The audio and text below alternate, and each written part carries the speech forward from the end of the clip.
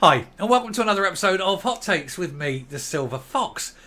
After a couple of serious stories, I thought we'd do a nice little lighter one. This is rather a salacious little tale. It involves a love triangle, 3 or 4 people who are ultimately very horrible, nasty people you wouldn't really want to spend much time with. There's a frisson of sexual tension. There's a lot of incestuous relationships within the SNP. And of course, there's the front that nobody. Why is it when people marry they don't want to take their husband's name anymore for some very strange reason? Anyway, and it does involve, of course, Serena County, a woman who, let us just say, many a gentleman has ridden her bike, and so she's involved, and she wants to stand for Westminster now that Stuart Hosey, her husband, has decided he's resigning from the seat, or his seat, which is. It's one of those musical chairs seats where they're collapsing constituencies, but his is sort of shifting next door. But she's going to be fighting for what would have been his seat in the next election. But it's there, and it's a lovely little tale, and we'll go through it now to see who's who, what's what, and why. And do the people there really want the village bike to be their elected representative? Who knows? Let's have a look at this. So here we go. SNP Love Triangle councillor Serena County set to challenge for husband's Westminster seat. And as I say, it's one of those seats where they're amalgamating 3 into 2. It's not quite the same seat, but it's close enough, and she's going for it. He, of course, is resigning the next election. Now, of course, she's been around, let's just say. She was having an affair with Hosey. Hosey, of course, was married to Shona Robison. So it's not surprising he was having an affair. If I was married to Shona Robison, I would certainly be looking to... I don't know. I just wouldn't have got married to Shona Robison, that's for sure. So anyway, he's played away. He's found her. And at the same time as she's doing him, of course, she's doing Angus MacNeil. So I was going to say she has a deep interest in Scottish politics, but it seems Scottish politics has a deep interest in her. She does like to hear it, any argument from both ends. It's probably that. I'm wondering, where she stands on things. But anyway, she had that. Actually, you think about it, Stuart Hosey, he must be sitting there questioning this. He marries Shona Robison. She doesn't take his name. He marries Serena County. She doesn't take his name. He must be sitting there thinking, what the hell is wrong with my name? Anyway, the now Angus councillor, she's got a lot of history with Angus, hasn't she? Hit the headlines in 2016 after she had an affair with married MP Stuart Hosey and was involved in a love triangle with him. And Angus MacNeil, resulting in the breakup of both their marriages.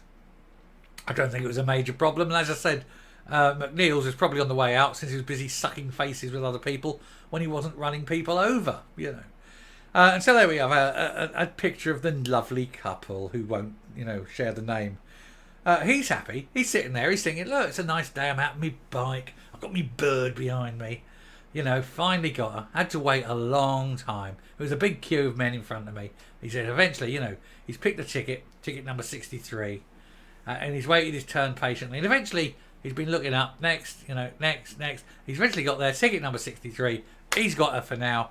And, and he's happy. Look, he is. He's a pig in shit, isn't he? Just look at the smile on her face. I mean, that is Patrick Bateman, isn't it? That is the face of someone who's planning something. She's looking at him going, that poor bastard doesn't know what's about to happen. Honestly, I wouldn't trust her. Serial shagger of other women's husbands. And he trusts her? She's done it at least twice. That isn't going to stop her doing it again, is it? Anyway, an SNP councillor previously caught up in a sex scandal which led to the breakup of 2 marriages is seeking to replace her husband as MP. Serena County once described the nationalist MPs as the sexy mujahideen of British politics. Oh, how close she was, not realising at the time that that's eventually what you've ended up with. And she was involved in a love triangle with 2 married politicians.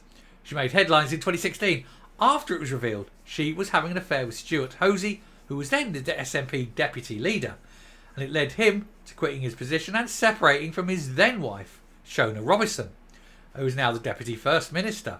As I said before, would definitely never have got married to Shona Robison, but if I was, I would certainly be looking to have an affair or five. It also emerged that the former actress and political blogger had previously been in a relationship with another MP, Angus MacNeil, the representative for the Western Isles.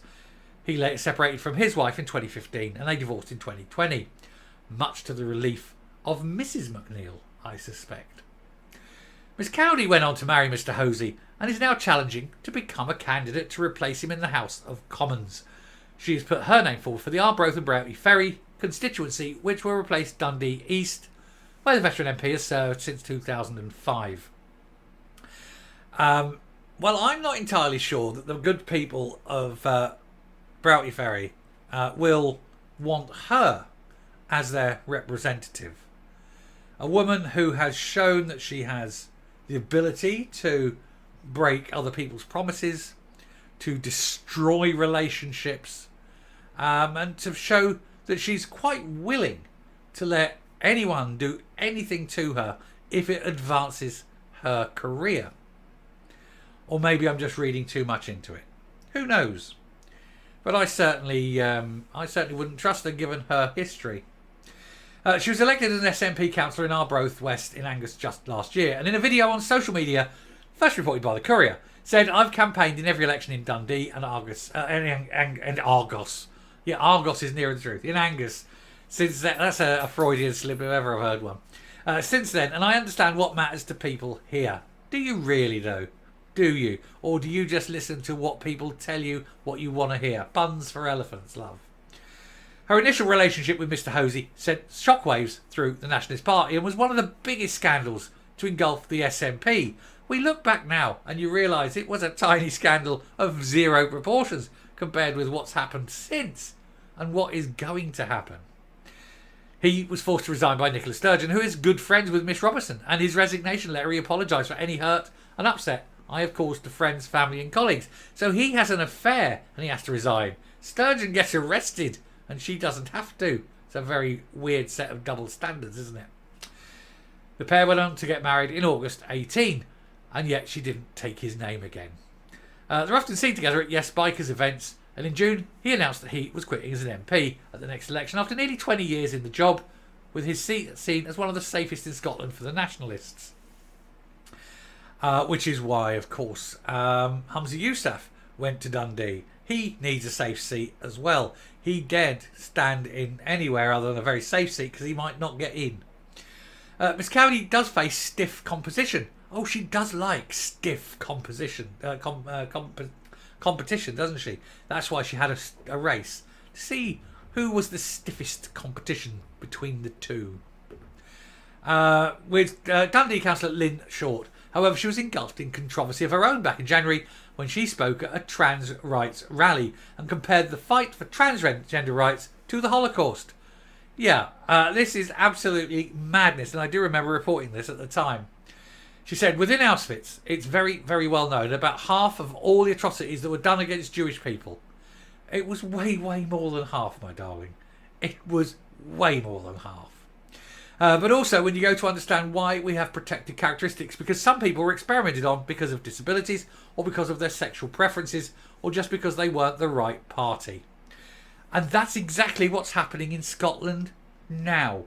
Scotland now is no different than what was going on in the 30s. It's just that the SNP haven't quite got around to opening the camps yet.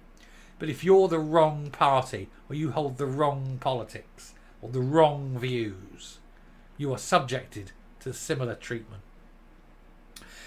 We cannot allow a society, she said, to go further and further to the right. That would make a change, because even the right in this country is left. Please let's stand up against anyone that wants to do that. Well, I find her constant push to the left to be just as vile and offensive as she does. Now, people on the moderate right are absolutely fine. I have always said I am slightly left of centre when it comes to people, slightly right of centre when it comes to money. These people are so far to the left that they're absolute extremist and dangerous. And they see people who are even only moderately left as being on the right. That's how far skewed their view is. And that's how dangerous they are. George Bruce, a lawyer and former party worker, is also running and has promised to focus on the transition to renewable energy and push the interests of rural Scotland. Well, you can't have both, because all this renewable energy means the destruction of rural Scotland. 16 million trees ripped out so you can put bird choppers in. Two high-profile potential candidates did rule themselves out. Hamza Yousaf's wife, Nadia El Nakli, another one who won't take her husband's name, and a Dundee councillor, who's a Dundee councillor, and John Alexander, a city council leader. Why do all these people get married within the party and then not take each other's name? It's very, very incestuous. But it tends to be with other people's wives and husbands, doesn't it? But there she is, the man who's retiring and the psycho sex bomb. She should just stick to shagging other people's husbands. Coming up, which is what a lot of men have said. Now, I know you give a dog a bad name and all that, but she does have form, she does have history. And I think it's quite right that that history is allowed to come out. I'm only telling the truth. Now, a lot of people may know, oh, you shouldn't say about a woman's past sexual history. I have said about the woman's past sexual history. I've also said about his. I have been quite fair. I'm slagging them both off. Because they're both, and indeed everyone in this story, is an awful person. You can't tell me McNeil is not an awful, awful person. But it's just one of those things. This whole party is filled with them, isn't it? When they're not touching other people's children, they're touching each other's husbands and wives. It's just like one bacchanalian orgy, isn't it? And the irony is, it's led now by a man who doesn't even drink. So for him, it's a sober orgy. He's sitting there above it all. I'm not saying he's innocent, of course. He's too stupid to join in. But everyone else, it's just ridiculous, isn't it? And then they tell us about how we should live our lives. Sheesh. Blind leading the blind there, mate. Anyway, thank you very much for watching. I hope this has been an interesting diversion.